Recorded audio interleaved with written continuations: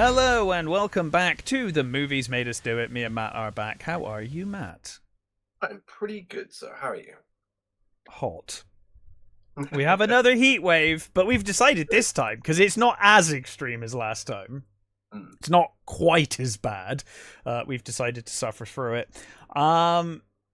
To cover maybe one of the silliest movies we've covered on this show. In terms of our but I love it.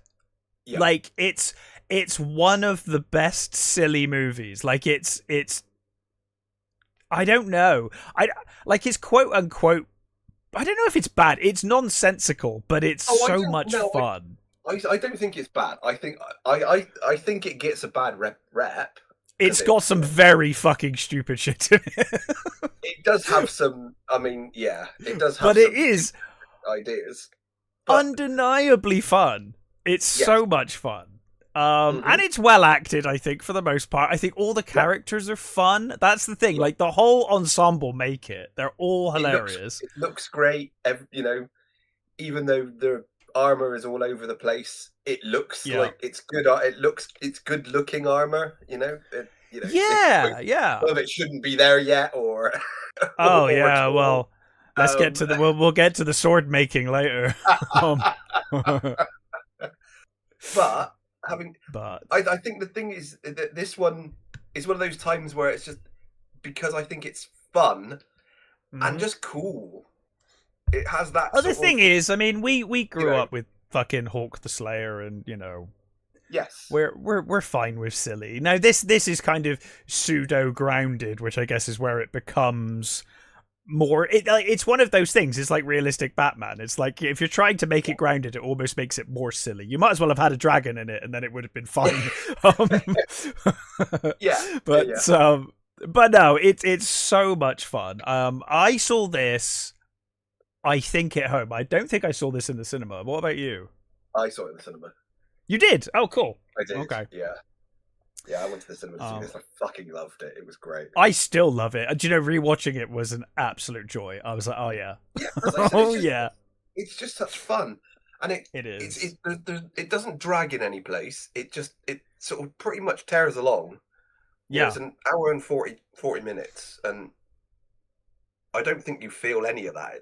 I think it flies by. It's very well paced as well. That's a very good point. Yeah. Pacing is perfect. Yeah. But let's this is the first of the big crashes for John McTiernan. Yeah, John McTiernan was riding high until this. Yeah. Before this was the Thomas Crown affair, and that was like a massive. That did very well. Yeah.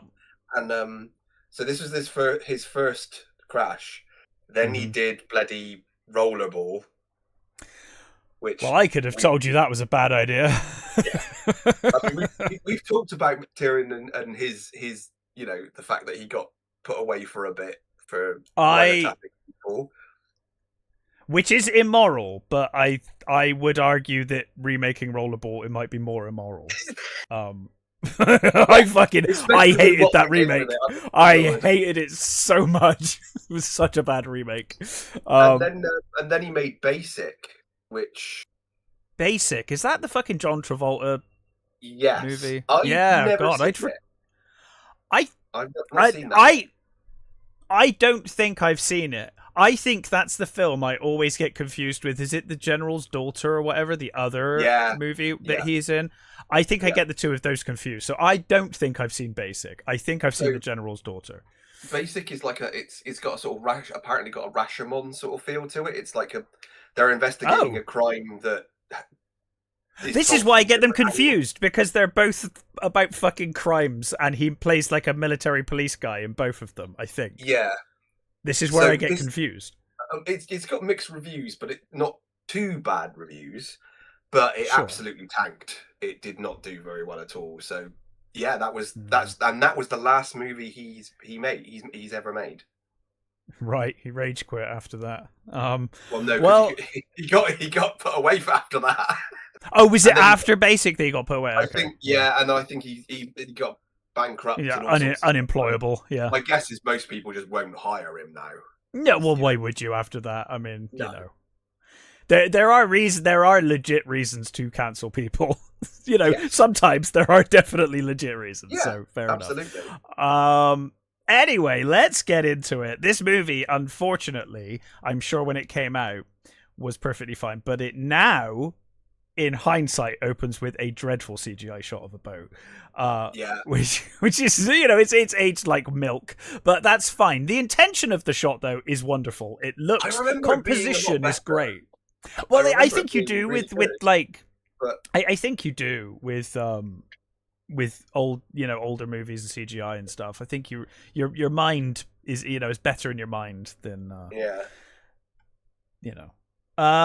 But we're introduced to Antonio Banderas' character, Eben, as he's called later on. I'm not going to try to do the full name.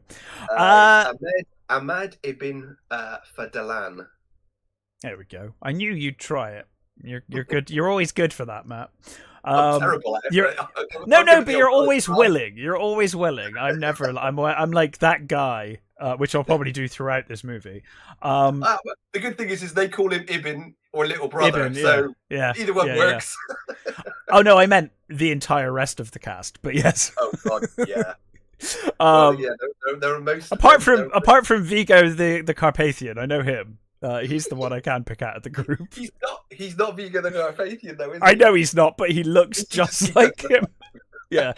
No, he's that actor. We've gone off on a tangent, but that actor I recognized immediately. He was in an episode of Highlander the series, and he's just got like a very unique face shape to where I'm like, oh, I instantly recognize you from that one episode of a show I watched once. You know, Vladimir Kulich.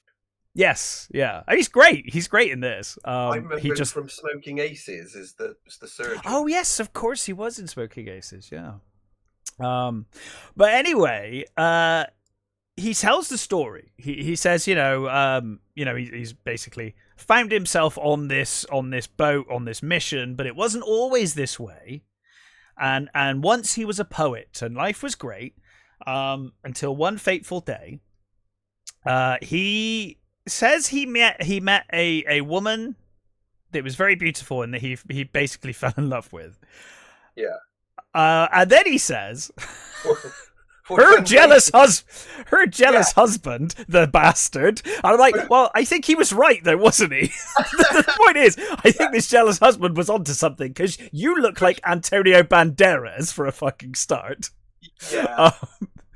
And you've just admitted that you did love her, so you know I think he had a point. But in any case, he basically makes the ruler of his the caliph, the caliph. Yeah, he makes him to make Antonio Banderas' character an ambassador, and to send him off into like go disappear and go make friends with other cultures. Just bugger off, basically. He sends him to the Volga Bulgars I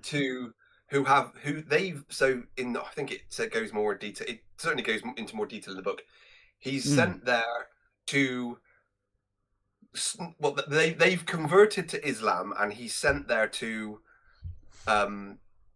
teach them ritual and to show them how to do it properly and all that sort of stuff, and to be their advisor on all things like that.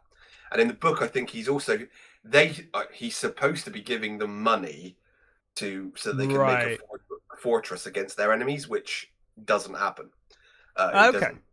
But that's in the book, because I did the audio. I actually did the audio book because I've not read it before. You? No, this is yet another Michael Crichton book I have never read. So the audio book's really funny because I can't remember who reads the most part, but because the book is done like it's like a translation of a translation of a sort of thing. So that's a cool idea. Yeah. So the whole thing, which I really like, is so. Michael Crichton in the 70s was talking to a friend of his, who I think was a teacher or something, and he was doing a course about. He was doing a literature course, and they were talking about the really boring books, and he said that Beowulf was boring as fuck, basically, And Crichton said, no, it's really great, it's brilliant. He said, so he... I must admit, I did not find Beowulf to be boring as fuck. I quite liked Beowulf, but it's pretty fucking dense. Yeah. But he said, I can... It's of the period. He came up with an idea to make it more accessible, which was by giving it somebody else sort of... So by putting Christopher Lambert in it and setting it in... Putting the spaceships in it. But spaceships in it, yeah. No, so he came up with this idea that he needed something to add something to it to have an outsider tell the story. Which and he realized that because the Fadlan was a real person, and he wrote about his journeys, through these kingdoms and meeting Vikings and stuff. Mm-hmm. So that's what he did. He just did that, and on the audiobook, you get the guy reading the Falan bits, and then you get Michael Crichton coming in every now and again, going, "Well, this is probably bullshit," but and it's quite cool. It's not too bad. And I quite like. Overall, I think the story is much.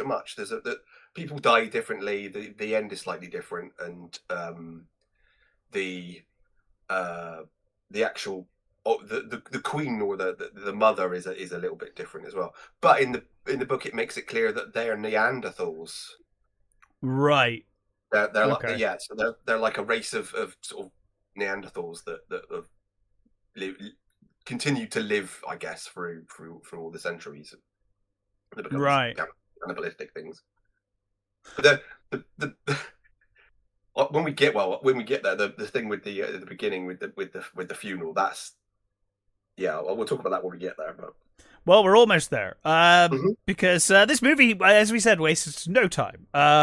Basically, on his journeys, he's traveling with presumably one of the delegations he was meant to meet up with or travel with when they're set upon by a group of raiders who then quickly run away. Father, isn't it? I think he says it's a friend of his father, the Omar Sharif character. Quite possibly. It's too hot to think, if I'm honest with you. So my brain is not working right now. So anyway, they're quickly scared off by the arrival of the Northmen on a boat, which is seen coming down a river, which seems to scare them away. And he says the caravan guards, the caravan captain says, are they okay? Are they going to kill us? They might do. They might do. They might not. Yeah. They might. We might be okay. They might just kill us. We'll just have to see. Keep your mouth shut. He's like, I'm supposed to speak to people. How am I going to keep my mouth shut? I love when his friend says, "Well, you may get a choice. You may get a chance," and he kind of points over. It's like there's an entire village of them right there in front of you. Yeah. Sorry, I was distracted. Someone, you know where I live. Someone's just smashing something outside. These things happen. I could hear it in my ear. I was like, "Is that happening in here?" No, it's happening outside. So of course, there's this entire colony village of the Northmen. And so, of course, he heads in thinking, well, I should speak to them. I should speak to their king. And so they head in and ask for the king. And most of them just look at them like they're fucking aliens and are just like, what? They don't even say anything. They're just like, go away. Past him or, Yeah. And eventually his is it his like friend or uncle or something? I can't remember who this guy is. It's his is it just his aide? His father's friend, I think, is one. Okay. He hits upon the idea of talking to them in Greek. Like maybe they'll know some Greek. So they try Greek, and they do eventually get introduced to Viggo the Carpathian. They're told their king is dead, which is he's like, oh yeah, he's through there, but you can't speak to him because he's dead. Yeah. Well, they're introduced to Hergar. He's the guy who says like Dennis he's dead because he speaks Greek. Yeah. Greek.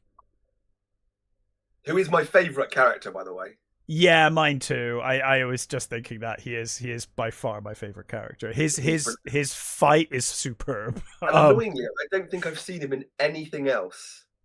Because I think he's Swedish or Norwegian. I'm not sure where he's from, but he's very good at this. He's a Norwegian actor, and I think I did seek out some of the movies he's in, but he is in Troll. Oh, okay. He's in the 2022 Troll, so I have actually seen him in something. I liked that movie more than you, didn't I? Yeah. I think so, yeah. Yeah.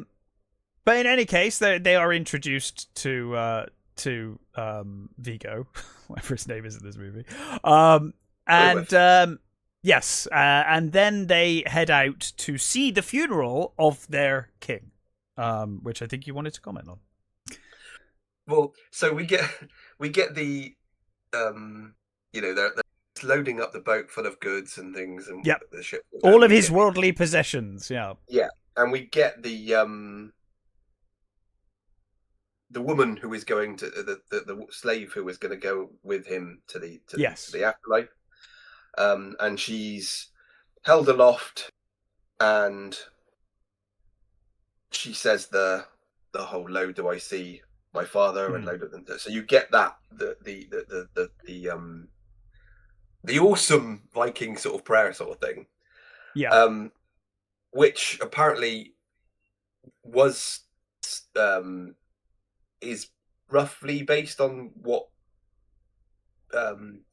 he heard when he was on his travels in real life, right? But this thing has now become like anybody who loves Viking stuff has just kind of attached themselves to this thing, and people seem to absolutely adore this thing. Okay. I mean, adoring it is fine. I wouldn't look to this film for any kind of historical accuracy whatsoever. No, but it is fucking cool, and I've heard people like say this like it in places and stuff is awesome, especially when a crowd joins in. It's great.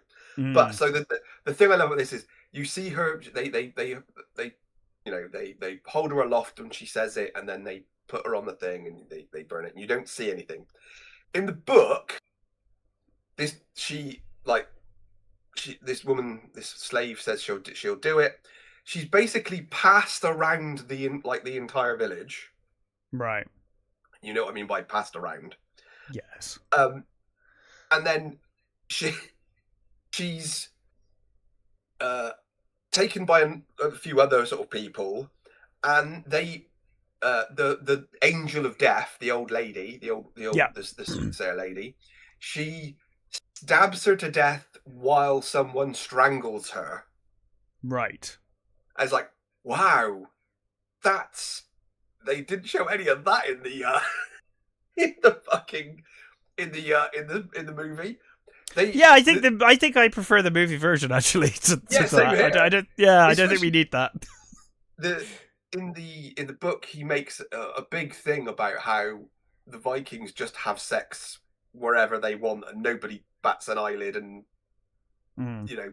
sometimes other people just join in. Apparently, right. Whether that's true or not, I don't know. But apparently, well, I have. It was. Yeah, I have heard mixed opinions on the whole raping, pillaging thing with Vikings. To different extents, I think. How much of it is true or not, I guess it's hard to say. But there seems to be arguments historically in both directions with it, so who knows? In any case, in terms of a film, I thought this scene was actually really well done, and I didn't need any sex or violence. And horrifying, this poor woman is going to her death. Yeah, and presumably she just burns alive in this one, because she is very much alive when she goes in there. They don't show you it, so no. She might have got sort of mercy killed before that, but I would hope so, because she doesn't scream. So we don't hear her screaming. So my guess is they probably do. Yeah, or they gave her some poison or something. As the book says, no one sees the death except for a few people. Because they don't want the other slaves to not volunteer. Yeah, sure. Yeah. So. Anyway, they obviously have quite a party, because the next morning everyone seems very hungover, except for, of course, Ibn, who is saying to his father's friend that he saw a boat. A boat arrived in the morning, and there seems to be a boy stood there just like a statue. And they ask, and they say that he's making sure that he's seen. Which Ibn's like what, like seen? Of course I can see him. And they say, he's like, he's in plain sight, and he says, no. They want to make sure that he's real. He needs to show them that he's real because there's dangerous things in the mist. They don't trust the mist. So the boy was actually being polite in announcing his presence. And I love Ibn's then distracted by the spitball. Which is disgusting. It's one of the most disgusting things I've ever seen in a movie. It's so funny. It's so disgusting. But Antonio Banderas, his reaction and his decline of it, his polite decline is just amazing. One of the things I say about Antonio Banderas in this movie is he does a lot of really good eye acting. Very good, yes, very good. There's a lot of side eyes and sort of, just real brilliant expressions just with his eyes that tell you everything you need to know about what he's feeling right then. Yeah. And apparently that was, according to this this original manuscript by Fadlan, this was a real thing, and I don't know whether it was or not, but God, it's fucking gross. Yeah. So it's explained that the boy who ultimately enters the building is here with a message from their homeland, and he's a messenger from a village that is under attack by a terror that has no name and must not be named. They're all scared, and there's you can hear the murmuring of the people there. They all believe it. I think Ibn even questions. He's like, well, what would make them react this way? What would make them think this? And his friend asks in Greek, and they say, we do not speak of its name. We don't say its name. Which is when the angel of death is called for, which is this old witch woman. We did miss one bit where Ibn is introduced to Bulvar, and Bulvar asks if he asks it for a song or a story from his thing, and he starts talking about I think it's the Islamic. It's an Islamic prayer anyway. He starts saying it, and then the guy next to Bullywolf pulls a knife on him. Yeah. To which Bullywolf just basically cuts him in half. Just cuts him in half, and then sits down like nothing's happened. Yeah, just no problem. Just a minor thing. Nobody bats an eyelid. Is great. Just another day. We do get that sort of, if he wasn't disturbed by them already, now he sees what they're capable of. Yeah. So the angel of death comes in, and she throws her bones and charms on the floor, and then she starts pulling up these kind of, I guess they're porcelain or ivory or something. Oh, they're bones. Are they bones? Yeah, bones. Well, they're all the same color except for one, right? Because it's the 13th warrior is a different color to the rest, but they all seem to be the same kind of bone or the same kind of thing that she's pulling up. And he is explained, and I really love the shot of this, by the way. I really like that this is shot a lot from Ibn's first person perspective when he's seeing the warriors, and is going back to his friend, and his friend's looking him direct in the eye to kind of explain what's going on if they're counting through the numbers. But they need 13 warriors, and so one by one the cast of people that we're going to follow on this adventure stand up and start. I love that you get the soaring music as each man stands up. Yeah, it's like rousing music. Yeah, I'll be the second man, and all that sort of stuff is brilliant.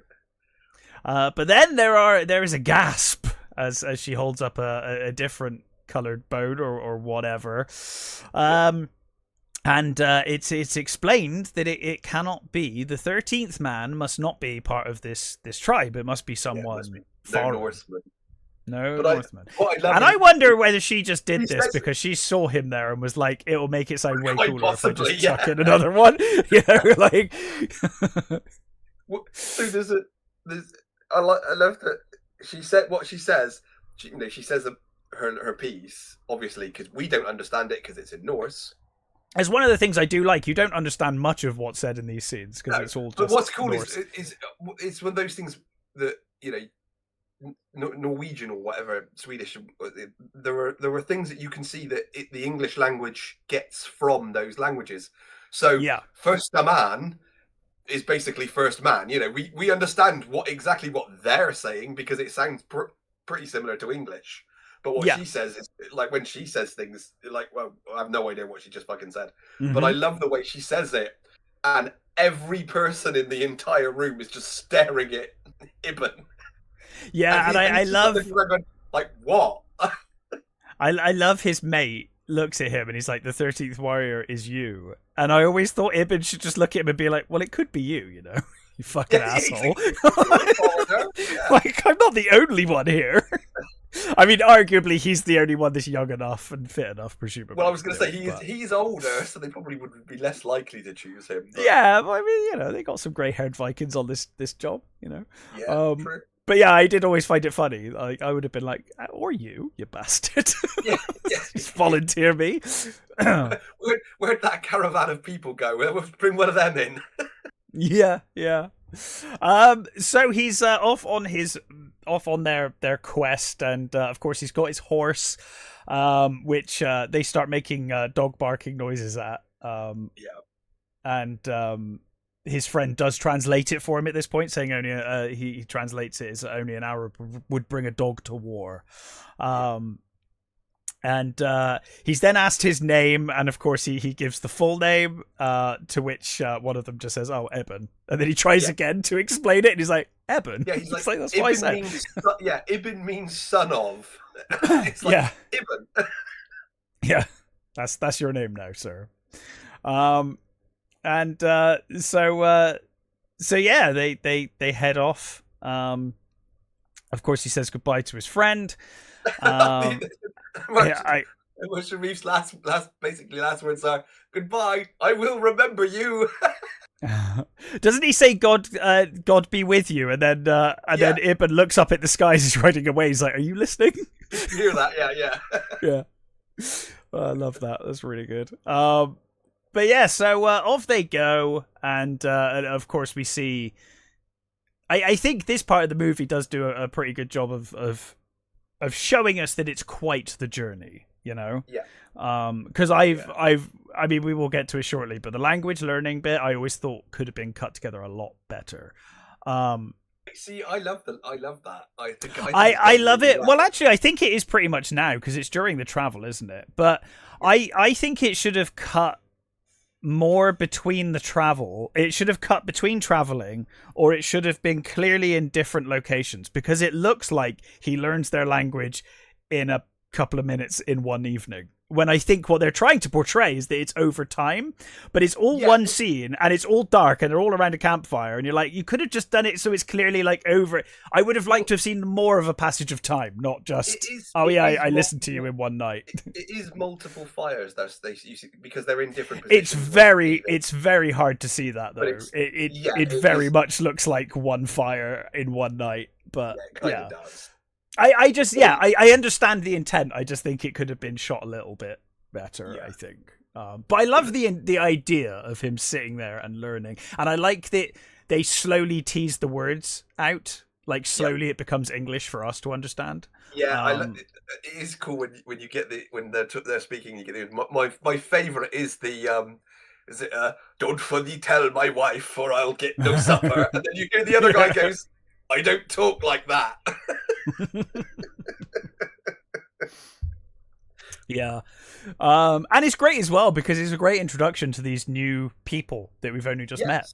on this trip. You get to see their sense of humors and their kind of personalities. Most of them, you don't really do much the rest of the movie anyway. But you get. Well, I was going to say you get to know the sort of at least the key players, 5 of them's characters. Yeah, you get to know at least Tony Curran's character, the scout guy who doesn't really say very much, and one of the big old guys. And the big old guy, yeah. And the rest of them, you don't really get the impression. One of them is like who you only see sort of twice. Is like a 15-year-old boy. Yes, yeah. You only see him. Yeah, you only see him like twice, and you don't even see when he dies. He just sort of disappears. Is he the one that gets beheaded immediately? Oh, he might be one of the ones that. I'm wondering if that's him, because one of them dies, and after a fight, they're just like, "Oh, where's his head? He's gone." Like, and it's like, okay, yeah, moving on. Die at that point, don't they? So he could have been one of those, but yeah, they don't really make it clear which one it is. But one of them takes a jab at Ibn's mother, and he replies in their language, saying that she was a pure woman. Pure and virtuous woman. What is it? He says, "You pig-eating son of a whore," or so, something like that. Yeah. Which of course it makes him immediately furious, and he goes to attack him, but he's stopped. And one of them questions how he knows their language, and he says, "I listened," which obviously gets a laugh out of them. Yeah, it's Herger. Herger's like, how did you? Because they all look at him suspiciously, probably thinking it's witchcraft. Well, I was going to say they are following their own witch on this quest, so I would have thought he's lucky he's not been gutted for learning their language so quickly. It's like, you're a witch, kill him. But he just says that he says he listened, and Herger like looks really stern and sort of angry at him, and then he just laughs and smacks him on the shoulder. And is like, fair enough. Yeah. In the book, he doesn't learn the language. He never learns the language. He basically. Oh, really? Yeah, he just speaks to Herger, really. They're the only ones that can. He does pick up words over time, and he does learn a little, but not like full on conversations like he does in this movie. Oh, that's interesting. I guess that would have been harder potentially to show as a film. If it's all going to be. It saves a lot of time, a lot of faffing, really. They just all speak English. It's fine. Yeah, I guess there is that. It does save time, and it is, like I said, it's an awesome scene in intent. I just don't. I've never been quite so keen on the speed of it and the kind of, I don't know. It always felt like it could have been clearly a bit more of a time has. Yeah, passed, I guess if they would have broken it up a bit more, it might. But maybe show a bit of traveling in between. That's probably enough, just to show them, moving from place to place and then cut back to campfires. But it's fine. It's a nitpick that I've always had with this movie. There is one bit in the book which is actually quite funny. Is they're traveling, they pass the place where he's supposed to go. Right. And he's like, "Hey, that's where I'm supposed to be. You've got to let me off." And they're all like, "No." He's like, no, you don't understand. That's my mission. I have to go there. And they're like, absolutely not. And they just basically force him to stay on the boat and he's basically forced to watch this city drift away as he's into the distance. So after this revelation, Bullwhip asks him if he can draw sounds. That's what he says, isn't it? You draw sounds. Yeah, he draw sounds. And he says he can draw sounds and he can speak them back. And he does the there is only one God and his prophet is Muhammad, which he writes in the sand. We then have the great scene with him and his horse, because they continue to mock the horse. What I also like about that scene is he asks him about the words and he writes it down, and Blue basically just looks at it, says nothing else, and just walks away. No. And again, you get the Antonio Banderas just looking up and going, "These." You can see it in his eyes. He's like, "These fucking people." Although he was paying attention, as we'll learn later. Yes. Yeah. So, in response to his, the mockery of his horse, because his horse is a small horse, but and a pure white horse, lovely pure white, small little horse. But he takes it to it's an Arabian stallion, isn't it? But he takes it and obviously does this obstacle course to kind of prove. Prove that they can do it, which also involves him then jumping the horse of that psychopath guy who then gets mud on his face. So further pissing off this guy, because it's the same guy that he called his mother a whore. No, he loves it. He actually does laugh though. He knocks. It's the tattooed guy that falls on the floor. He has to just jump out of the way. I'm sure it's the tattooed guy, not. Okay. I think so. Anyway, I thought it was Tony Cohen's one, but maybe it is. I don't know. But in any case, it's a great scene. I quite like the little funny moments of levity in this film are really good. Yeah. I also love the next scene, which after they do it, they cut. So we've now caught up with the beginning of the film on the boat. In the storm, but I love the scene in the fog when they're approaching land, and you've got the guy up front chanting Odin to listen for the echo, and you've got the guy shooting the arrows into the water. Yeah. Really love that scene. I think it's a really cool scene, and then you see the arrow through the fog, and then of course they see land kind of come into view. Really cool. You do that bit where on the boat where during the storm, and he says to shouldn't we be closer to land? Yeah, he does Clive Russell's character, and he's like, you don't want to be close to the land in a storm like this. Yeah, he's like, shouldn't we be closer to the land? It's like, no, that's a terrible idea. But of course it shows he's presumably not been at sea very much at all. No. So, whereas they are obviously sailors. Getting off the boat, as we said, Bullywith shows him that he can now write. He writes. He almost completely writes it back. So he obviously has something of a photographic memory, or they did several sessions. Who knows? Yeah. And then he is given his sword, which he's like, I cannot lift this, and he's just told to grow stronger. There's like, get better. Yeah. Which get better, noob. Yeah, get better, noob. They take cover because they are aware or can sense the approaching of a scout of some kind, and they all look nervous until one of them can smell perfume, and they're like, a woman, and they're like, a fucking herald. Yeah, there's a silk swaddled herald. Yeah. And of course, the herald approaches and questions what they're doing there, and he, Bullywith introduces himself and says that they've been brought here to help them. So off they go. Off they go to the village, which they are kind of shocked by as soon as they see it. They're like, there's no fucking wall. There's barely a fence. Like, there's just nothing to protect this village at all. It's just completely open. And, one of them says you couldn't keep a cow out of here. Yeah. And they also noticed that there were no men. Didn't they say between 15 and 50? There's barely a man between children, 50 and 50. Children, old men and women, basically. Yeah. So they've been sent there by the ruler of the village, who knows Bullywith. He knew his father and knew him as a boy. And he says he's grown into a fine man. And let's be honest, in all of that armor and get up, accurate or not, he looks fucking awesome. Bullywith looks so good. That's the thing about I know that you can that I sort of ignore, and it's a thing that's annoying me about this whole Odyssey stuff. The armor thing on that, because none of that armor looks cool. And that's the thing. Cool, I'd respect it if they did the actual armor of the time, which looks goofy as shit.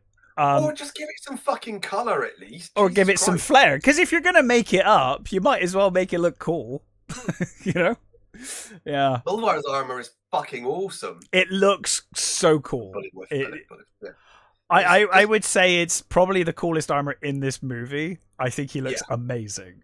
He looks awesome. I imagine if he was a smaller guy, I think he has to be that huge to pull it off. Yeah, he needs to. He looks so imposing. Yeah, it is amazing. I mean, there's such a weird mixture of armors. You've got the guy with the bloody gladiator helmet on. Yeah. You've got a guy that got shoulder pads that look like they're Japanese, but they're made of leather.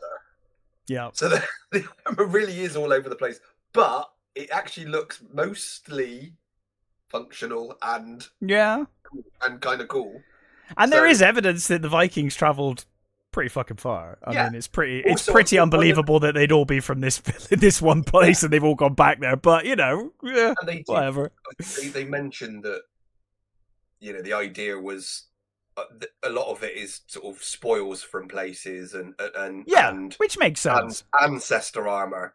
I mean, the gladiator helmet. I mean, okay, sure, fine. Sure, it's a bit mental, but okay. Yeah, we had this lying around the prop department. It'll do. Yes. Like what it was. It's like, hey, does this look cool on one of them? You know what would save us a load of money?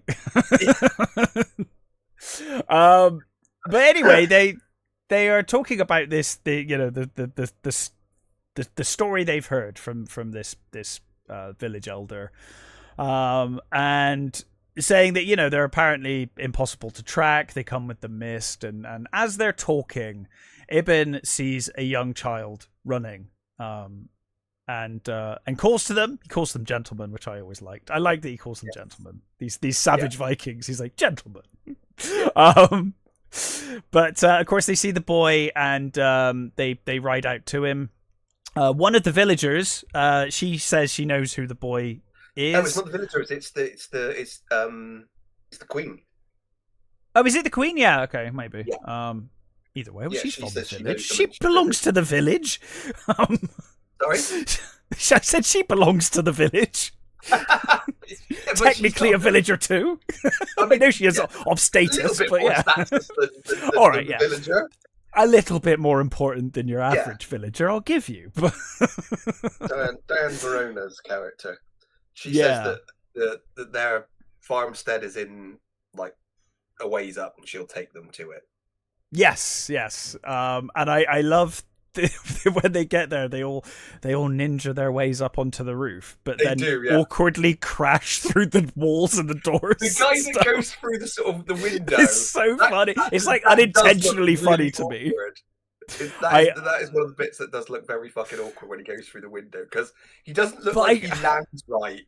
No, but I kind of love it because it feels.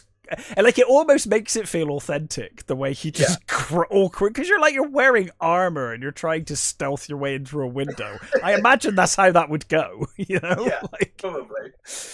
That is one of the weird things about most of the sort of buildings and stuff look pretty cool and they look like they work.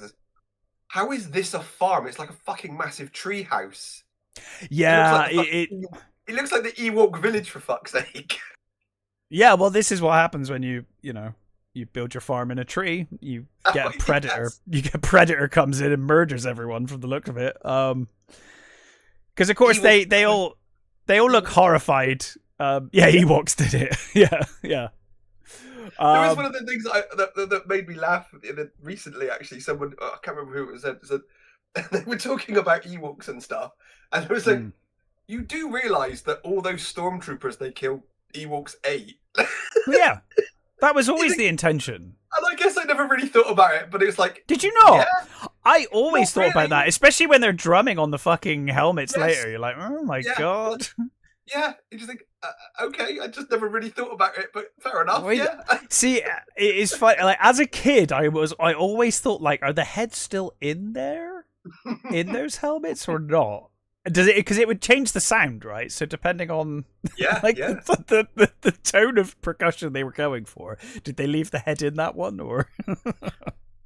But in any case, they all look kind of horrified. So Ibn goes in to investigate and is truly horrified by what he sees. Body strung up. I do like when they got the old bow guy and he goes to walk in front of me. He's like, "Don't walk in front of me." Yeah. But yeah, it's a horrendous scene. Dismembered limbs, strung up bodies, blood everywhere, guts everywhere. Which I believe was toned down because. Right. I think it does look quite gruesome when he walks in. Like it could be. Yeah. If you saw the whole set, I imagine is pretty fucking. Apparently, yeah, horrendous. The whole set apparently is really gross. Yeah. But they toned it down afterwards. So I know at one point when they did the initial test screenings and things fell apart, but we'll talk about that later. They added more gore, and then they got to a point I think where they were like, maybe we should just pull this back a little bit. Right. Fair enough. So yeah, he's obviously, truly horrified. They kind of reconvene outside, where they say that it was not done by any man, because I think Ibn says like, what kind of a man could have done this? He says, he says they were not the arm was they were mauled. Yeah. They were gnawed upon. Oh, I thought you said they were mauled, but yeah. Okay. No, gnawed upon. They were eaten. Yeah, and then they quickly, determined that it must have been something supernatural, because of course they find the footprint as well, don't they? They find the they find the bear. It's like a bear. Like a bear-like print. Yeah. And then they find the Venus statue that. Yes. The headless. Pregnant body of that I forget it's the Venus of something they call it. It's a really sort of ancient. Is it the Wendell fertility symbol? Yeah. They call it a Wendell. They call it the mother of the Wendell, don't they? Yeah, I think. Yeah. And yes, horrendous, but they are being watched, they fear. I think it's the scout that's like, they're definitely watching us. Yeah. And I really love it when they head out and they see. Of course, because of course the scout. That's right, because the scout heads out to look for them, and he says that he comes back and says that basically the tracks disappear 2 miles out, and they said, okay, so they're obviously good at what they're doing. They're good at covering their tracks and whatnot. And we do see shadowy people kind of looking, but I love those shots when he's like, look at the ridge lines on both sides, and he says that they're all around us, and he says, and if we follow them, he says, they'll just disappear. Yeah. He says we won't find them. So yeah, it's clear that they are being watched. They are obviously convinced. Reasonably convinced that there's something supernatural or cryptidy creature at work here. Ibn doesn't believe in such things, so he's less inclined to buy this. But they all discuss that, obviously, how are we going to deal with this? How are we going to find them? And of course they say, well, the villagers say that they'll come with the fog. So I guess we just wait for a fog to happen, and that's that. So that evening in the village, they're talking with the locals, and they talk about how this used to be, it used to be farms as far as the eye could see. It used to be a rich land at one point, before all of this kind of horror fell upon them.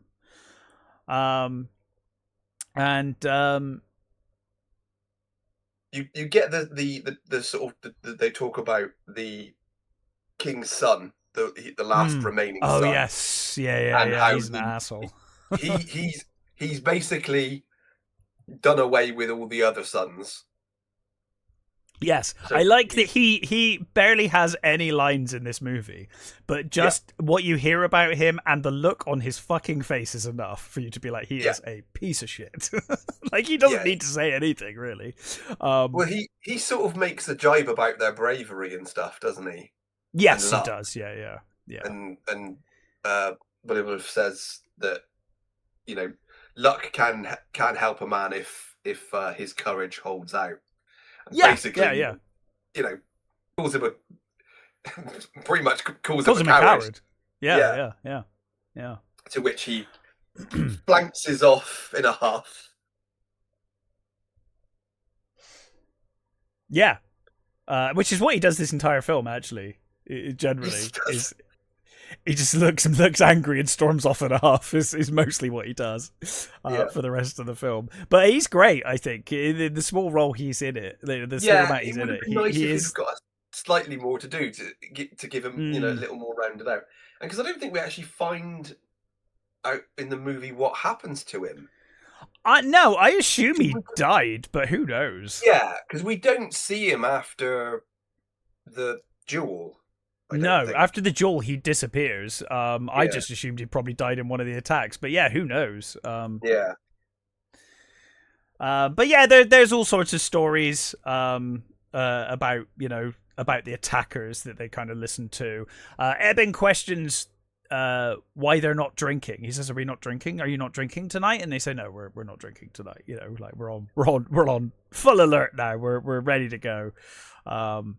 Yeah, and is this when they question the old one-eyed guy? Yes, yeah, it is. Yeah, who's like a witness. Yeah. He says he talks. He saw the glowworm. Yeah. Yeah, and he said they were like bears. He said, and I think Bolivar says, "How did they walk on 2 or 4 legs?" And he says, "Sometimes 2, sometimes 4." So he's very vague, but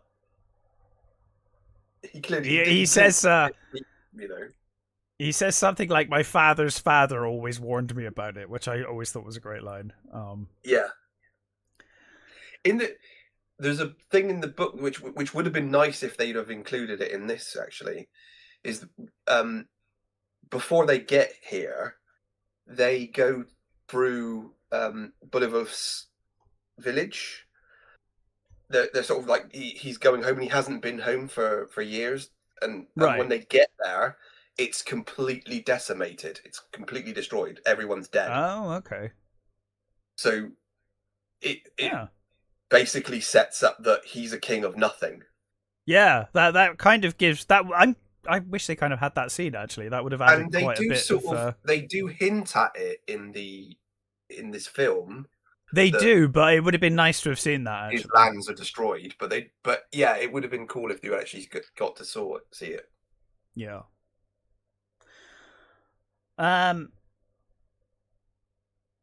But yes. So yeah, that's night 1, I guess. And we didn't mention as well some of the landscapes of this film. Some of the shots are really beautiful. It's Canada, isn't it? I think. Yeah, but it looks, I'm a sucker for like mountains and mist and trees. Yeah. I'm like, it looks so good. Because we've got nothing really. Like, we occasionally get mist, but not that kind of. It's like every fucking outdoor scene is a fucking Bob Ross painting. Like, wow. Oh, I love Bob Ross. Oh, me too. I adore Bob Ross. Yeah, Bob Ross is great. Yeah.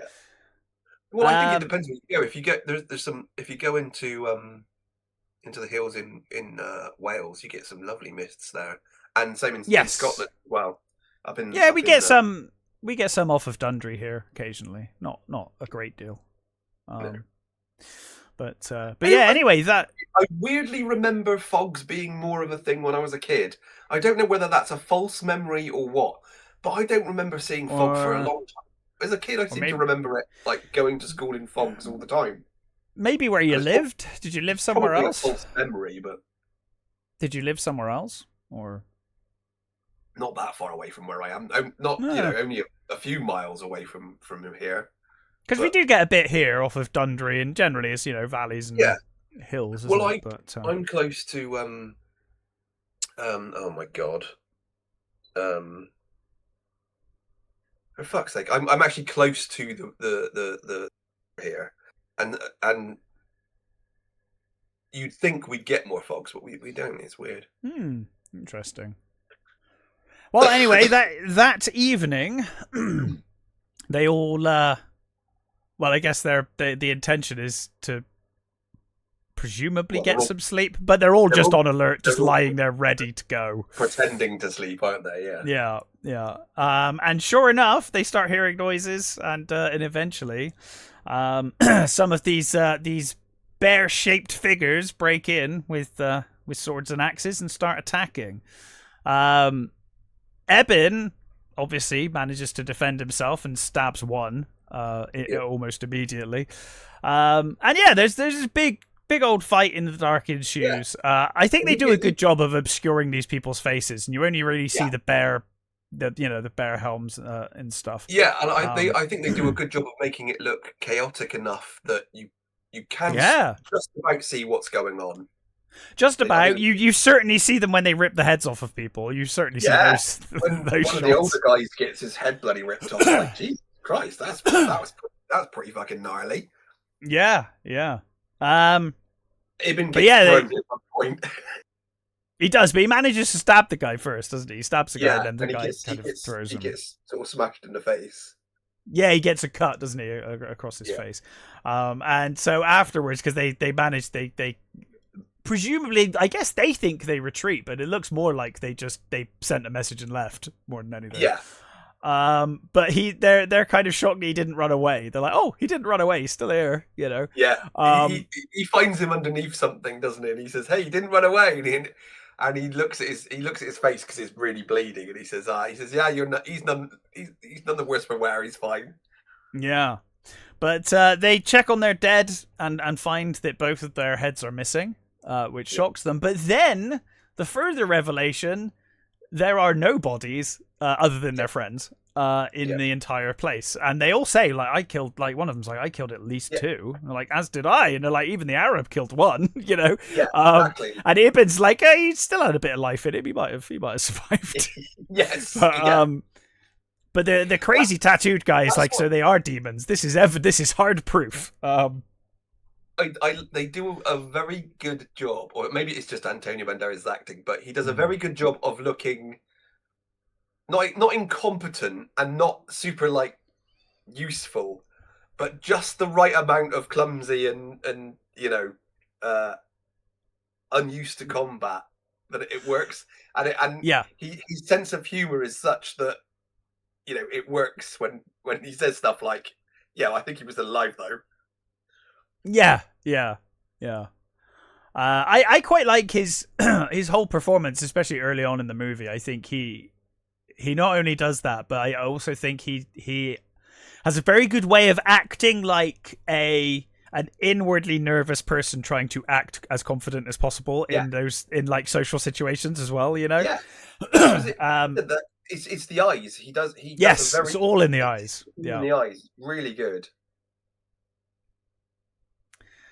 But yeah, so he Ibn gets the fucking like horse urine or something they put on his wound. Yeah, boiled down horse urine, and he's like, which he refuses. And he wants pure water. Yeah. Yeah, she says, "Fine." She says, "Tomorrow it'll be full of pus and it'll run down your face." And he's like, "All right then." Yeah, fine. Maria Bonivi, I think her name is, the actress. She is absolutely stunning. Yes, agreed. Beautiful. And again, I don't think I've ever seen her in anything else either. But no, but she certainly makes an impression here. Yeah. So they begin building defenses the next day, which of course requires them to create pikes. Which of course they can all do deftly with their swords, but Ibn of course is going to struggle because which is bullshit. Yeah, I do love it when he does. He just takes his sword out and cuts the point on that log, and you're like, okay, cool. Now you're going to need to sharpen that again. Yeah. But that's not the most ridiculous part of this scene, as you well know, Matt. So he tries and he can't because the sword's too heavy for him to wield. And he then asks if there is a metal worker in town. And he's pointed to the metal worker. And off he goes. And then he comes back with the scimitar that he's made from this short sword he had. You see him grinding the fucking thing down. It's just so silly. He grinds a Viking sword down and makes a scimitar out of it. But it is worth it for the jokes, because the like, hey, any weaknesses in that or anything. No, it's fine. No, but it's worth it for the jokes. I mean, the "Hey Arab, can I give that to my daughter when you die?" is a great line when he says that. And give an Arab a sword and he makes a knife or whatever. Yeah. There's some great jokes, but it's so ludicrous. Yeah, it is.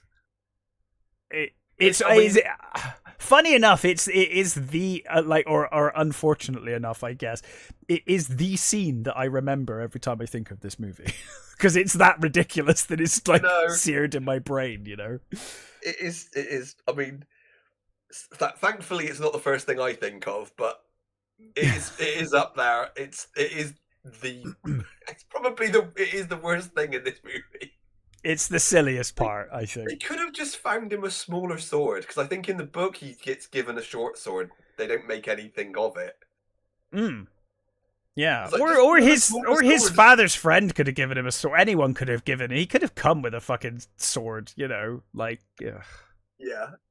But I mean, you'd imagine even being an ambassador, you'd probably have some arms. Well, maybe not. I don't know. I mean, he does have a dagger. He does have a dagger. Yeah, he's carrying a dagger. Carrying a dagger. Yeah, but maybe not. If he maybe I don't think he ever uses. I'm assuming that might be a ceremonial dagger, because I don't think he does anything with it at all. No. But I think one of the problems is you can tell that they were really proud of that. Oh yeah, they thought it was awesome. They think they did a really, really good, awesome thing there, and it's like, no, it's not.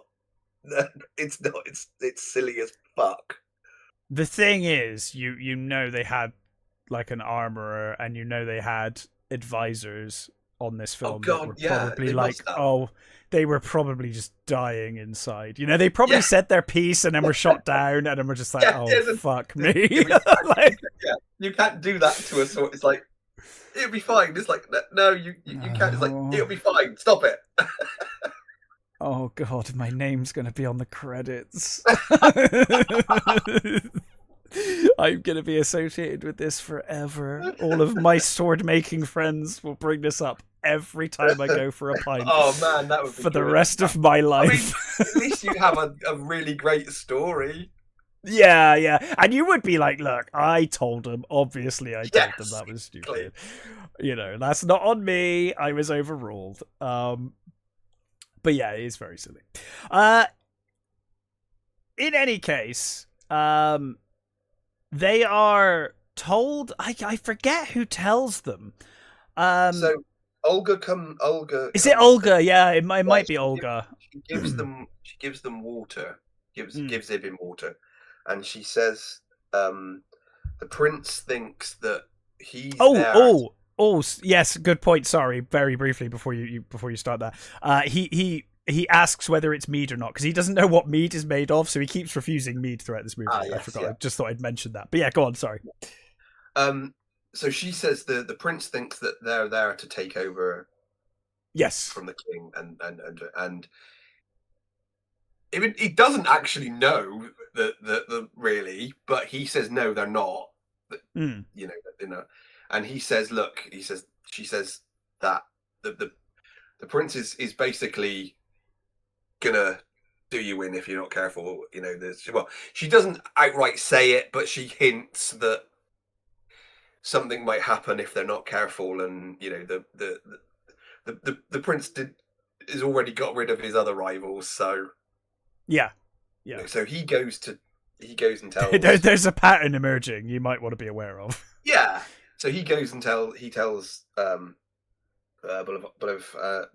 that what she said, and you know, they look up and they see the prince and his men up at the sort of the palace, or what, you know, always say palace, the king's longhouse sort of thing. Yes. And what Herger says, we'll make a. Oh God, what does he says? Make an example. Make an example. Yeah, make an example. And he says, yeah, and he says, who? He says the redhead on the thing, and he says, yeah, that him. And so I love. Go on. You get them building. The guy comes down and takes his sort of shirt off and he starts digging. Help with the ditch. Digging a trench, aren't they? Yeah. Yeah. So Hergar goes and stands next to him digging the trench, and he keeps flinging dirt on him. And this guy, I do feel a bit sorry for this guy because he is actually reasonably polite to him. He's just like, he's like, could you stop, please? Could you not do that? And then he's like, oh, you're so clumsy. And then he just keeps antagonizing this guy. And I'm like, he is kind of just this poor. He's not really being he hasn't done anything aggressive to them yet, That's why he is quite patient. He does what he says to the prince later. Yeah, but he says like you fling mud around carelessly like a dog, and then he's like, "You calling me a dog? You calling me a dog?" Yeah. He's like, "You didn't hear me right." He's like, "Are you calling me deaf now?" And he's just completely escalating it to the point where he has to fight. Yeah, he has to I love that it cuts to Eben coming across him with the shields, and he's like, "What happened?" And he's like, "An engineering dispute." Yeah, that's an engineering dispute. That's the thing with this movie. Like the lines are great. It's got some really good humor to it. And they're almost all Hergars as well. He's just almost exclusively. He's called Hergar the Joyous, which makes perfect sense for his character. Absolutely. Well, the one thing I do, like Clive Russell's character is called Halfdan the Fat. It's like Clive Russell is nowhere near fat. How is he the fat? I think they misnamed him. I was amused going through the cast list earlier today when I was like, oh wow, these names are amazing. I never knew they had these names. But yeah, I really like this scene. This fight scene's great. It proves a point, and I do think the movie sells quite well for a moment that he might actually be in trouble. Yeah. Because obviously he loses all of his shields, and then he's just looking exhausted. They have a shield drill where they're both given three shields. Yeah. And it's the idea is to smash the shields and and then kill. Yeah. Yeah. But of course, he loses his shields and then he looks exhausted, and the guy goes in for the kill. And you can kind of see it coming, but he does the sidestep, and he goes in for the kill, but he looks to the prince first, and the prince nods, is like, yeah, kill. Oh yeah, the nod of glee, yeah. Yeah, and of course, Ibn is like, he's stupid fool. He's like, you must stop them, and he goes to him and he gets stopped. Yeah, they have to stop him. Oliver pulls him back. Like, you're buggering up the entire plan, Ibn. Stop. Yeah. And of course, he goes to hack him, but he spins and moves aside and cuts the guy's head off. Yeah. And I love the blood spurt that just goes all these including the prince. Including the prince, yeah. And then he throws the bag of coin and he says, deal with you put your man to rest, like he was a brave man. See to your friend he was a brave man. Yeah. Great scene. I think that's a really good scene. He flounces off. Yeah. And he says, he now he's got to look. Now he's got to try and see what he doesn't understand, because he thought he knew us. Now he doesn't know us. He doesn't know what he's looking for. You could have done that at any time, and he says yes. He says, but why the deception? And he says, because of you just said, because now he has to calculate what he can't see, what he doesn't know about us. And I love that Bullwhip says, well, that's it was a lesson, but a very costly lesson. We're going to miss his sword tonight, because he would have actually been quite a useful man to have, with us in this fight. Because regardless of he was clearly big and fucking strong. Yeah. He probably could have taken a few out, Mm-hmm. But yeah, it was, I guess, message delivered. Does he say Angus? We'll miss Angus. We'll miss his sword. That's tonight. Right. I think he does say his name is Angus. Yeah. But yeah, so Ibn goes to find tree man, Robin Hood. I don't know what his name is. The scout guy. Who he's surprised to see. He's like, I thought you'd be in the guard tower, and he's like, that's why I'm not in the guard tower. That's why I'm up this tree instead, because I can, that's where they're not going to expect me. Edgar Egthoth the Silent. Oh, maybe that one. Get which one he is. He brings him some food. He's fucking cool because he's got the all black outfit. Yes, with daggers everywhere, and he's Mr. Ninja Viking. Yeah, well, I love that he's like, I thought you'd be in the guard tower, and he's like, that's why I'm not there. I don't want to be, basically, I don't want to be where they're going to expect to see me. But then they see the mist and the glow worm starting to come down, and so he then gets on his, he then like swings down a rope to the guard tower, and you're like, your hidden tree was right next to the guard tower, though, so you were basically in the same place. You might as well have been in the guard tower, really. Yeah, but he was hidden, wasn't he? I mean, not really. I mean, steam in the tree. Maybe. I mean, they might have seen the rope swing, but yeah.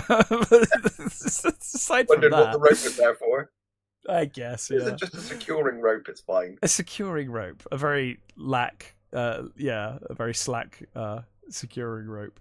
But in any case, of course, he hits the gong, for lack of a better word, and says that the fireworm is coming.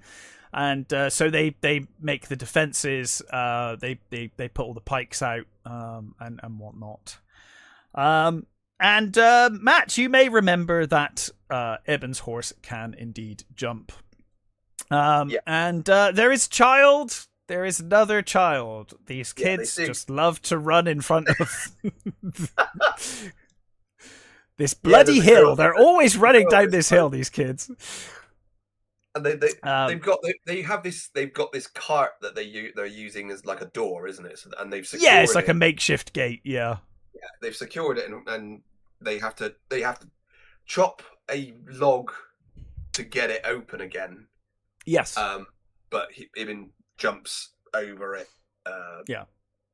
And rides up. And when he gets to the girl, he can see that it's men, can't he? Yeah. You can see that it's cavalry with torches. It's not a fireworm at all. Yeah, which is the logical, the logical assumption anyway. But and I do like when he gets back, and he says it says it's cavalry. It's not a worm, and Hergar says, "Oh, I think I'd have rather liked a fireworm." Yeah.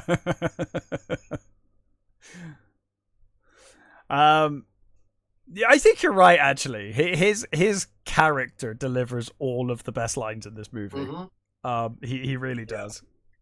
Yeah, because even in a minute we get that whole when the attack, the fight comes. They're all fighting, blah, blah, blah. And Ibn realizes that one of the ones he's killed, it's just a man. It's they're men. They're not monsters at all. They're men. And he turns around to Hergar and says, "They're men." And he says, "Don't worry, little brother. There are more of them." Yeah. So yeah, the assault comes, and I think for the time, for the budget, I think it's a very well shot scene. I think it's really cool. You get a few more that die. One of the guys trying to put a fire out on the roof. Yes. This guy with tattoos. Mm-hmm. He gets multiple spears. Which always surprised me. I thought the guy with the tattoos, because like there seemed to be almost a hatred growing for Ibn from the guy with the tattoos, and I kind of thought like maybe at some point he'd like totally win him over or do something, and then he dies. Like, oh, okay, he's just dead. But it kind of feels like maybe in a longer cut there was a scene where they would have quite possibly, because I mean there certainly is bigger. There are bigger cuts. There was a lot because basically because you said it didn't screen well, right? Yeah, so basically Tiernan got fired, and so they did a lot of reshoots with Crichton. Right. Did a load of reshoots, and then because the other thing with Tiernan is that he was going way over budget. The budget just kept ballooning. So the studio was really unhappy with him, so they kind of got rid of him. They filmed some more stuff, and then during the like one of the editing things, they brought him back. Right. So they brought back him, and there was basically, I think Banderas said he was filming the same scene 3 times with 2 different directors. Jesus. Because they both wanted different things from the story, including the mother. But we'll talk about that when we get there. So yeah, there's a lot more stuff that maybe someday they could do a big Tiernan cut or something. I don't know, but there is unless it was planned from the beginning. I really do not like films with multiple directors when directors are just brought in and like, oh, I'm gonna do it this way now, because it's like half the fucking film is this way and then the other half is that way, and it just always feels like a mess. Unless it was from the beginning, there are 2 directors on this film, fine. But when it's this, oh, they've been sacked, so we're gonna get someone else in now, and then that person that comes in doesn't then just look at the rest of the film and go, okay, that's what we're doing, that style, that's what we're gonna go with. They're like, no, I've got my own vision for these scenes now. And you're like, no, that's a terrible idea. But in any case, huge fight at night, because the night kind of is one of those kind of battles. It's like day. I guess it is darkening as the battle starts, but it immediately becomes nighttime. The mist comes in and then it's night. Yeah, well, they're not. They are night attackers. They don't. They're not open sort of field attackers, are they? They come at night, they raid. They come at night, except they didn't. They came down the side of a hill in almost broad daylight. Yeah, well, as you said, it was evening. It was evening. Yeah. But the mist hits and then it's dark, and it does look awesome at night. I think it's very well shot for a night fight as well. That's another thing they do very well. Because, oh boy, have I seen so many films, in especially sword and sandals and, those kind of movies where the night scenes are just unwatchably dark. Especially a lot of Japanese stuff, a lot of older Japanese stuff. You're like, oh god, I can't see what the fuck is going on at all. That is one thing I will say about it. You can tell in this, when in the battle scene here and the battle scene later, you can tell that they were influenced by Kurosawa. Oh yes. Yes. The sort of the charging around in the rain and stuff is straight out of Seven Samurai. There is a lot of Seven Samurai DNA in this movie, for sure. But if you're gonna use reference the best, right? Yeah, I guess reference the best. Yeah, why not? But yeah, I think it's a really well made scene. You get some really lovely stuff. You get the big guy gets pincushioned. He gets he gets taken down. A few more go, and there's that. I love that you've got him. They've been like swinging around and sort of quite clumsily, but still holding his own sort of thing. Yeah. And I like it when you get to when they start retreating. And he's like trying to chase after them, and he's like swinging his sword, and then like you think, oh, they're gone, and then some more come and they come over him. They literally knock him into the water, and like and he's like flailing around in the dark, isn't he? Like he just doesn't. He's stunned, like, absolutely flailing around, like, and they're long gone. But he's like in the moment. You get the feeling of him being in the moment. His adrenaline's up, and he's. And I think he's stunned because he's been kind of hit over and into the water, and there's all these horses, and it's just like, oh god. I think Antonio Banderas in this movie is terrific, as you said. He's great, really, really good.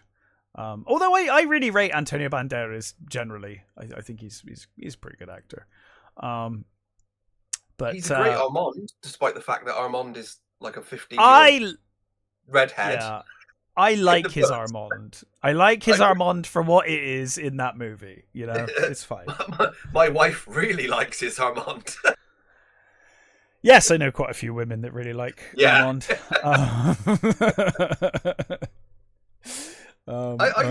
My best friend's a big fan.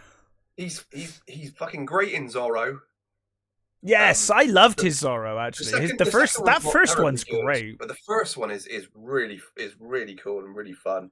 Yeah, and I love him in the follow up to El Mariachi.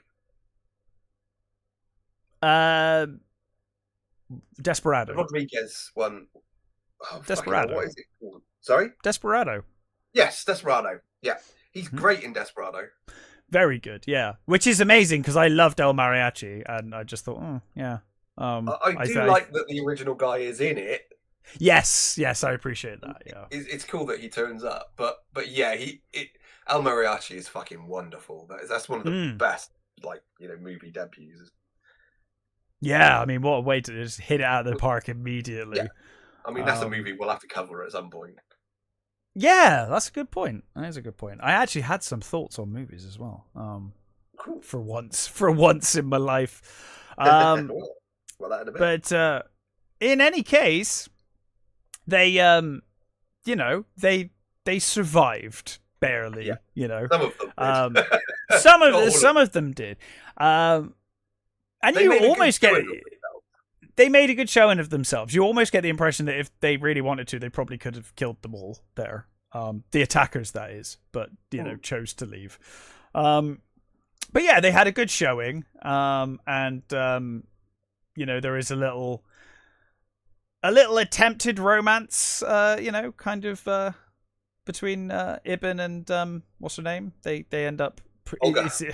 It insinuated heavily that they sleep together. Yeah, they definitely do. But I love the way they do it. It's almost like he sort of stood looking out, and she just comes and stands next to him. Grabs his hand. Yeah, doesn't even look at him. Doesn't even, and she passes him. Oh, he does get the mead, doesn't he? He gets the. Is it before? I think he gets that before, doesn't he? I think. Yes, because she comes up after. Yeah, so he talks to Holger. And Helgar gives him says, "Oh, here," and he says, "Oh, I can't drink fermented grape or grain." And he starts laughing, and he's like, "It's honey, yeah. It's honey."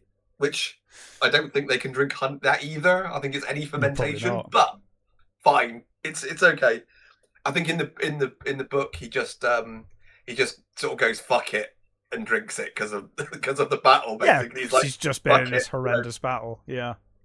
So he drinks it, and then Olga comes and she. I think she says, does she say we're all going to die here? And he says that is a possibility. I think he does. Yeah, he says something along those lines. And she just grabs his hand, and then yeah, and then it's wakey time. Yeah, it is, because this battle was too big, basically. So they couldn't do we're gonna take all the bodies away and be all spooky this time. There were too many of them died, so they now have at least, I think they say there's like 3 or 4 of them that they found bodies, and obviously now they're like, okay, so it is just bloody men painted and wearing bear suits. So now of course their thinking is, they want to attack now. They're like, okay, Bulova says we'll go to them. Mm-hmm.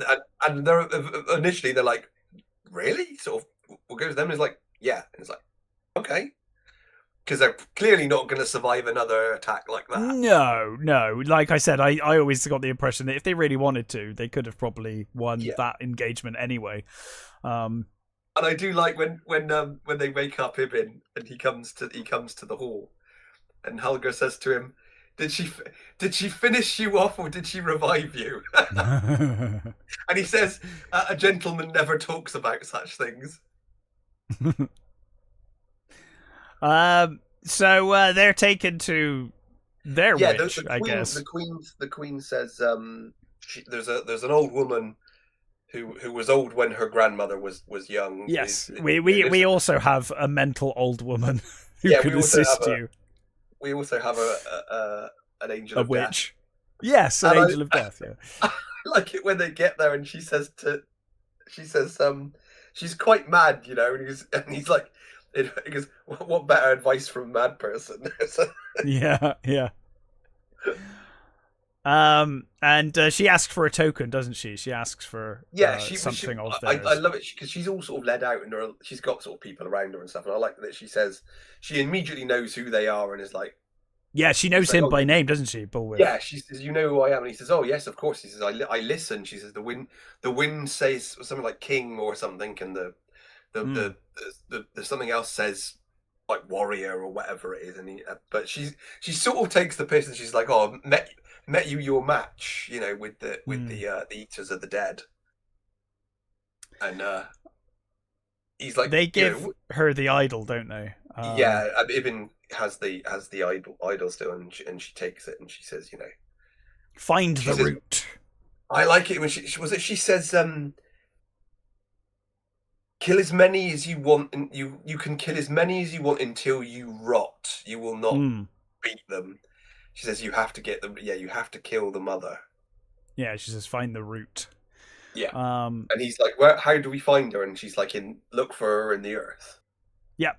And then basically that's all she'll say. And as they're leaving, and they're like, "Fucking hell, did we get anything there? Was that, you know, that was something?" And then she stops them and says, "You know, the one with the horns of power, you have to kill him too. Says as well as the mother, you have to kill their leader." Yeah.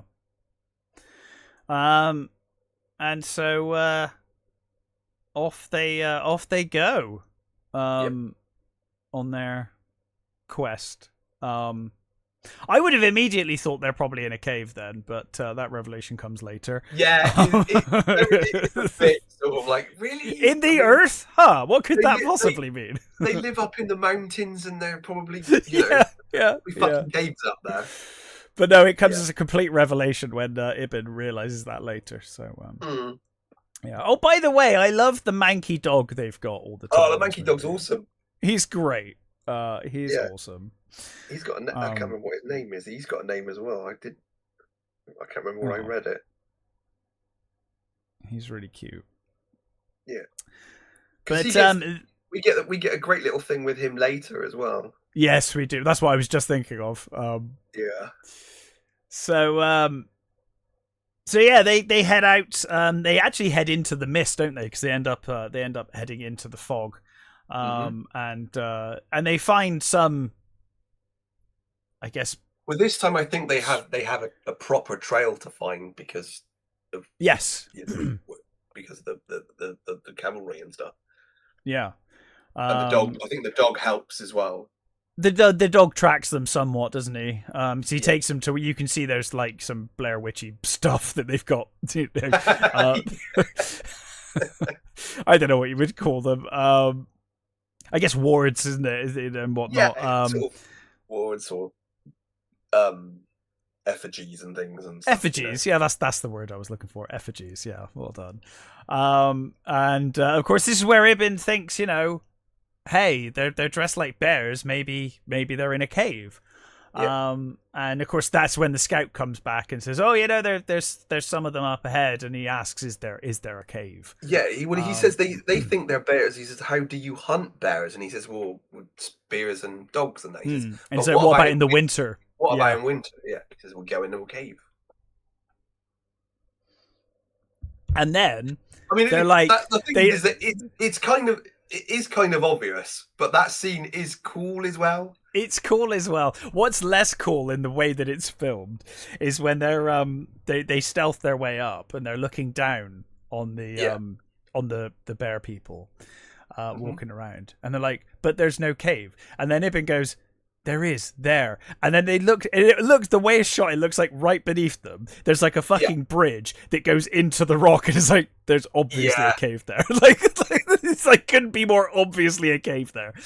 Yeah. Oh, but whatever. This film is silly, but I bloody love it. It's so much fun. Yeah. But yeah, so they do a reasonable job of stealthing their way through. They do a better job with this than the guy that went through the window earlier. We also another one of those little ones that little bits that I do like just before they ride out, when they're riding out. He passes Olga. Oh, and she touches his leg, doesn't she? Yeah, they don't look at each other. She just gives him a tap. Yeah, it's a lovely little. Because I think you're talking about eye acting. The look on her face says enough. Yeah, yeah, it's really lovely. But they stealth their way in. They dress as one of them, and they're stealthy with arrows and whatnot, and they sneak their way ultimately into the cave. The first one, when he stabs the first guy, when he's hidden in the bear, and then the archer just takes that guy just goes straight through his face. It's like, wow, that was cool. Yeah. And then they crawl their way through the cave. They quite sensibly decide, well, if we kill all of these, we'll have the entire bloody cave after us. So that's a bad idea. And so they do kind of at least somewhat stealth their way through. You get the tropes of, oh god, I knocked over some rocks, and they're they start looking. They ditch their armor, except for Clive Russell's character, Halfdene, who's got the breastplate and he refuses to take it off, and it's him that knocks the stone that I think it hits against his breastplate. Yeah, and that's what the noise is. And of course, they're all like ducked down behind the rocks and stuff. And like, but it's that sort of it's fine. They only heard something move. It's okay. Yeah, they're in a cave. I imagine rocks fall occasionally. It's probably not that big of a deal. But I love when they come across the room with the huge effigy on the and he says, "Oh, look at your feet." And Ibn looks at his feet and sees all the skulls, and he's like, "I was wrong. They are monsters. They're not people." Again, it's kind of cheesy, but I like it. It's delivered well and it works. That's the thing, is that even said in a different way, it would be it wouldn't work. But Bandera's delivery makes it. 100%.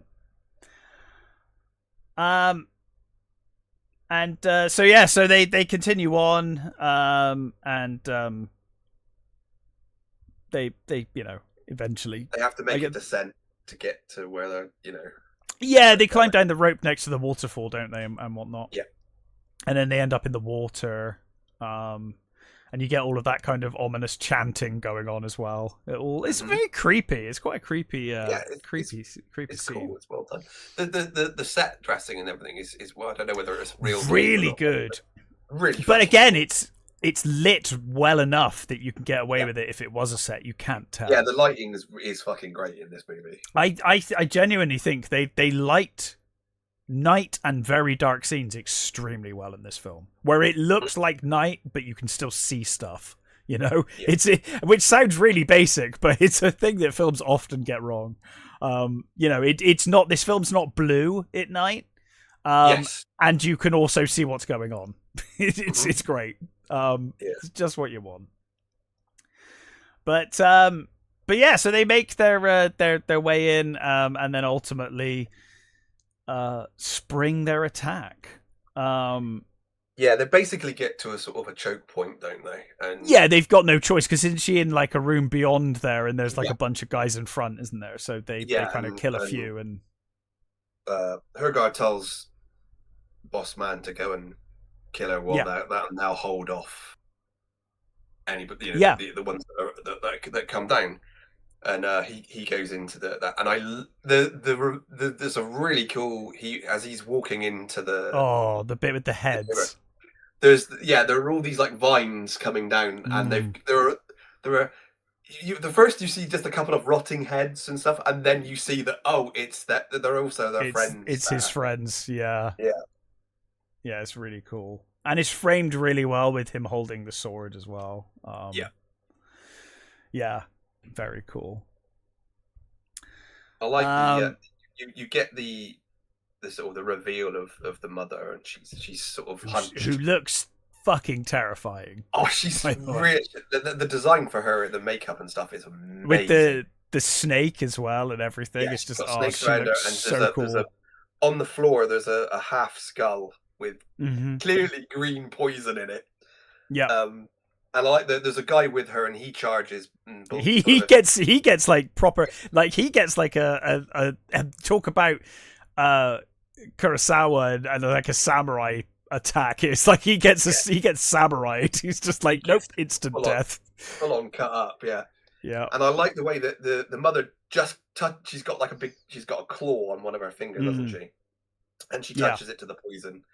And it's quite a quick attack. It doesn't. Well, she just almost like taps him in the shoulder, doesn't she? And then he cuts her head off. She scratches his arm, and he cuts her head off. Yeah. So this is one of those double things we get. So listed as the mother on the movie is a woman called Susan Willis, who's an old lady, an old actress. So the initial thought was that it was supposed to be an old lady, but clearly not in the movie. Yes. So I think it was Crichton who said he wanted somebody younger because he thought the idea of these big dudes coming in and hacking to death an old lady was probably a bit, not terribly heroic looking for them. Well, so I don't know. I mean, bloody the Angel of Death at the start of the movie. If they'd killed someone like that, I would have been like, "No, she was creepy." Well, I think that's fine. In the book, she's more monstrous because the people themselves are more. They're like fanged Neanderthals. They've got pointed teeth and stuff, and they're covered in hair and stuff. So that they're a little more monstrous in the book. But I guess that when they had the Susan Willis, I guess, looked like a frail old lady, and they probably thought maybe not. So they got Kirsten Cloak to be the mother. Now the thing, did you ever watch Space Above and Beyond? Fuck yeah! She was she was in that. She was what was her name? She was one of the main pilots. Oh, she was the captain. She was Captain Shane Vanson. Oh my god. I can kind of see that. Yeah. Yes. Do you know, I often think about going back to Space Above and Beyond. I haven't seen that since it released. I don't know how well it holds up, but it's been a long time. Not very well. I would like to see it. I got fond memories of it. I remember loving it. Yeah, me too. I remember it being very good at the time. It's one of the, and weirdly, like you, it's one of the few shows I haven't tracked down in later life to go back to. But maybe I should. She was also in one of the episodes of X-Files that I really love, that most fans of the X-Files hate. Oh, for one reason. So it's The Field Where I Died. What happens in that episode? So it's revealed that Mulder lived past lives. So they all lived past lives. So there's this cult. Yeah. There's this cult that they go to, like a Waco cult. Yeah. And it turns out that this woman, like in a past life, was Mulder's love. Yeah, this is ringing a big bell. They kind of set up this idea that she's Mulder's soulmate. Yeah. And not Scully. Scully's just his friend. And fans pretty much lost their shit over it and were like, oh, Scully's his soulmate. You can't have this. So it's one of those episodes that certain people, like, I love. I thought it was a really great episode. But the shipper fans, let's say, yes, kind of the majority of the X-Files fans. Let's be serious. Most likely, especially in the 90s. Yeah. Yeah, really hated it. It's so funny how many episodes get hate because Mulder sleeps with someone, or it's really funny. I love the reaction to some of the episodes. But yeah, she was in that, and I love that episode. I think it's a really cool episode. So, yeah, Kirsten Cloak, who plays the mother. And it's very creepy and cool in the little minor scene she's in. She's great. The annoying thing is she's not bloody credited. She should be credited. I mean, that's the least you could do, right? But the old lady who was, I mean, obviously they filmed stuff with her. But yeah, of course. But she doesn't appear in this movie at all. She is credited as the mother. Strange. In any case, they have to get the hell out of there now because there is like a million of these bloody people in there. Yeah, one of them notices there is a passage down. Yes, and they I love the guy who's dying and says, he's basically gonna have to be left there. And he says it was a great day. It was a good day. He gets the Klingon thing of going, today is a good day to die. Yeah. But they end up kind of coming to what appears to be a dead end. There's water, but it's kind of a dead end. Yeah. And this harkens back to a thing we didn't mention earlier, where Ibn thinks he can hear thunder. Yeah, but it's actually the waves. The scout guy says that there's some thunder cliffs or something, isn't it? They call it or something. Cliffs, that's what the sound is. And they can hear that, so they think, oh well, maybe we can swim there. And I love that when they start to dive, one of them's like, well, we'll know if it's swimmable because they won't follow us if it's not. Yeah. Basically, it's like if they don't follow us, we're probably going to drown. Yeah. Of course, they have to ditch all that the what's left of their armor and arms as well. Yes, yeah. They get back. It's quite clear that Bullwhip is fucked. On his way out. He is unwell. Yeah. Does get. Well, we'll get to it in a minute, but I think his death pose is possibly the coolest death pose. I love his death pose as well at the end of this movie. Oh man, it's so cool. So good. It's like, dude, you couldn't have said about this movie. It's great. The cool factor is amazing. It is, because it's like you couldn't have died better than that. No. The look on his face, the way he's posed, everything is perfect. Yeah. But yeah, they kind of Eben has a heart to heart, and they say that they're gonna attack again. They'll attack tonight. There's another one that I forgot to mention as well. Actually, when in the big attack, in the thing, Bullwhip chucks a stake at Ibn, and he says, "What do I do with this?" And he says, "You've got to put your foot on it." Yes, they do that thing. They sort of pike it down. So he actually calls him Ahmad. He calls him by his name, so he's known his name all along. I don't think I've ever fucking noticed that. Yeah, that's a really lovely touch. Yeah, which is another thing that goes to show that he was listening all the time and he knew what his name was. I don't think I ever noticed that before. That's a really lovly touch. I'm glad you said really that. Cool. I'm surprised I didn't pick up on that, but that's really cool. Yeah, so their conversation's interrupted by the arrival of fog and the sound of horns. They're pretty much immediately coming. And you do get what I do. There's a lovely scene. You get he's like dying, and the king says, you're going to be honored here, and he says, and he says, I have nothing but my hands, because now he's got no armor, he's got no lands, he's got no sword even, and the king gives him his sword. Yes, and tells him that he has his lands and his and he will be honored. Yeah. So the sword he gets at the end is the king's sword, and it's a fucking cool looking sword too. It is a very cool looking sword. So as they're making their way down the mountain towards them, I love it. Starts raining, and one of them's like, "Oh well, at least we don't have to worry about fire now."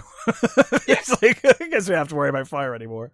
Oh, we forgot Tony Curran's line when they're in the water before they do the swim. Mm-hmm. They hear the thunder, and he says, "Hey, to make things worse, now it's going to rain." Yeah, in a cave. Yeah.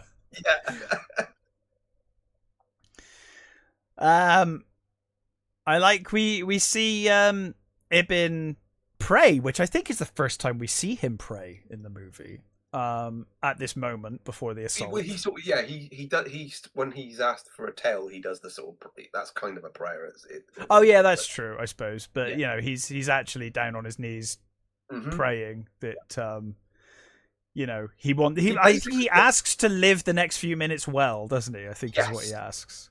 Yeah, he's just asking for the strength to basically go out, a hero if he can, as bravely as possible. Mm-hmm. Because there are bloody hundreds of them coming down the hill. I mean, it doesn't look good, But yeah, and again, scene composition, like the assault at night with the fire just looks so cool. The fire, and now here, he's amazing. It's great. But now here, just as cool, we've got that rain lashing down, It kind of reminds me a bit of the opening of Brotherhood of the Wolf, which is another opening. That scene in the rain just looks so goddamn cool. And here, it's something about it. It just looks so gritty and just awesome, And I think, is it Holgar that starts the Viking prayer? Yes, I think it is, yeah. Low there do I see my father, and then they all start, and even Ibn joins in as well. Yes, yeah. My place in the Valhalla, and then we get Bulwif coming down with his sword, and I love he stumbles, and you see one of them goes to help, and then realizes, and he's like, no, he's got to do it himself. I can't help him. Can't possibly. Yeah, they're all look. They all look horrified, and they're all like, oh god, he's gonna, but they realize he has to do it, Mm-hmm. And so he does. He makes his way out to the battlefield, up on the wall. And the lead guy, who was the other guy they had to kill, wasn't it? The guy with the horns. Yeah, the guy with the horns of power that's got the horns on his bearskin. Mm-hmm. And then they do the prayer, as you said, is their kind of all the cavalry's kind of charging down towards them. Such a again, just so well shot. It just looks amazing. Beautiful. It just looks so goddamn cool. And you're right. I think that's it, isn't it?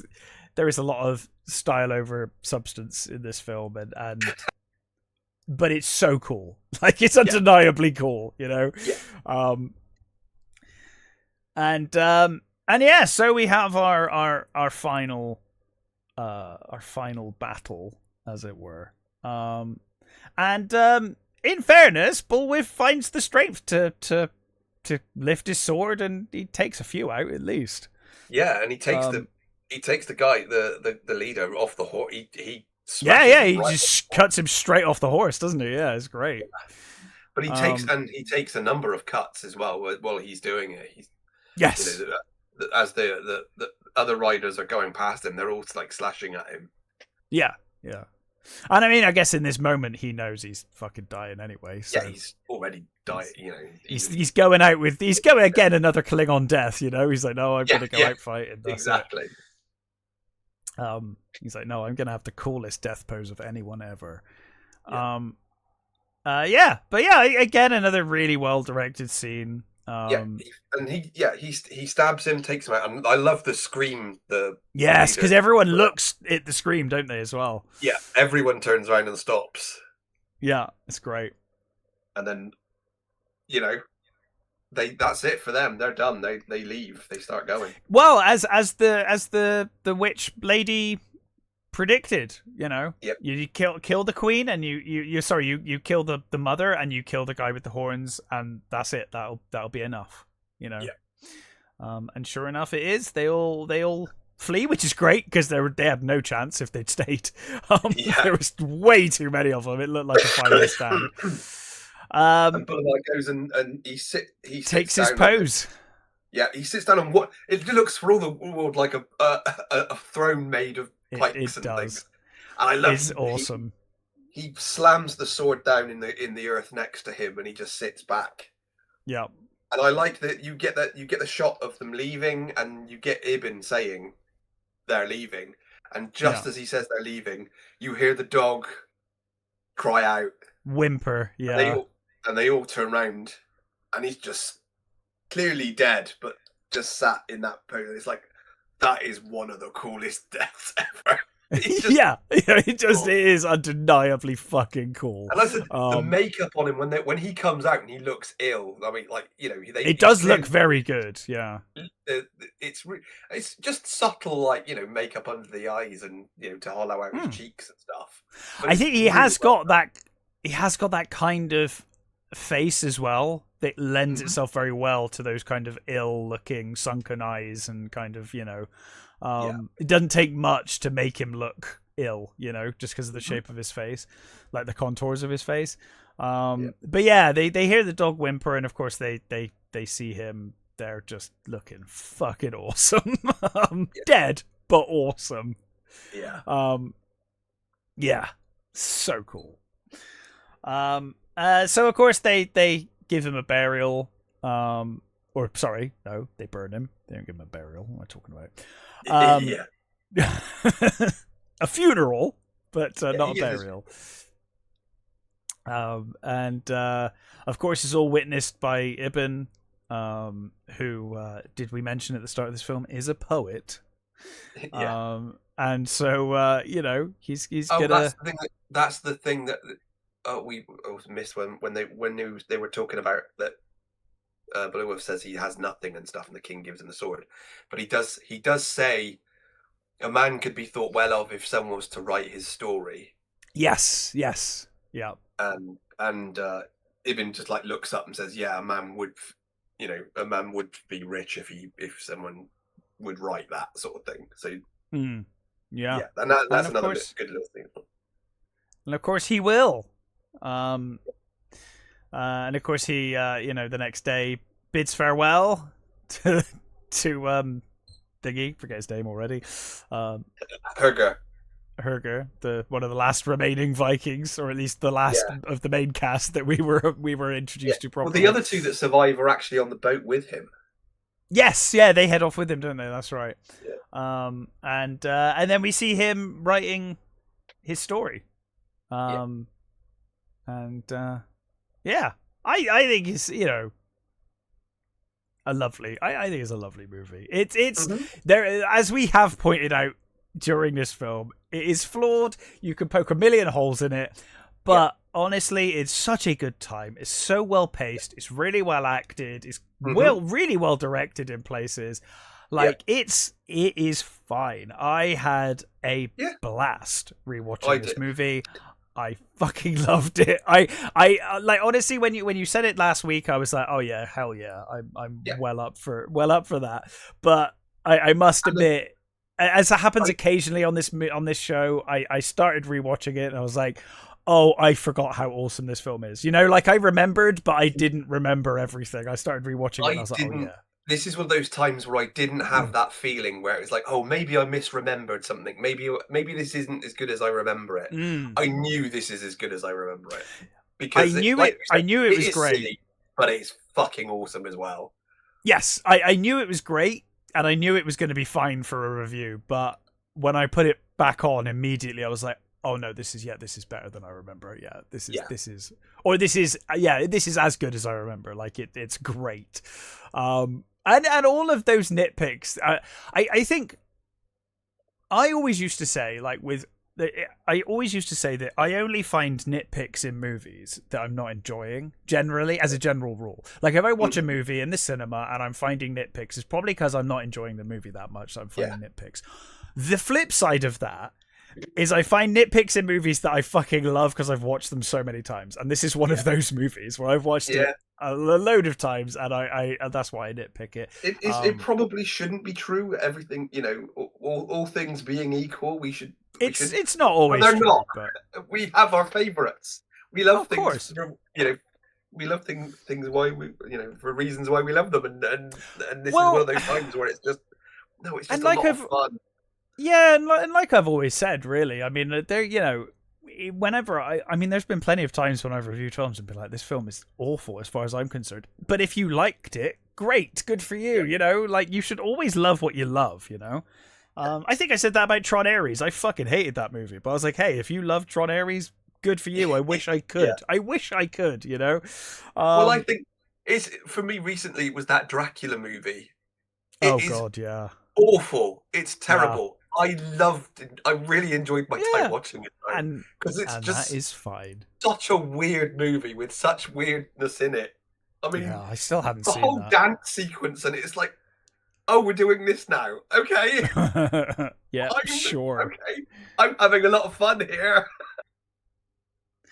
It's a terrible movie, but I really enjoyed it, and so these things work that way sometimes. Yeah. But in any case, that was The 13th Warrior, highly recommended by us. Great fun. Bit silly, but great fun. And we will be back next week with our usual review fare. New movies, modern movies. We'll see if they're any good. But until then, stay safe, take care, and we will catch you next time.